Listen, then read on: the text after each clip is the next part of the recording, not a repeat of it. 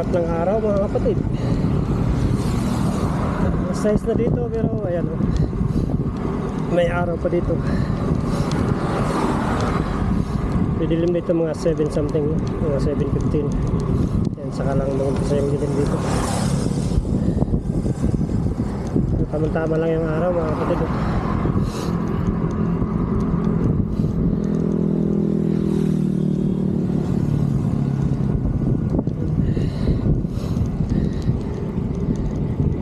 Tayong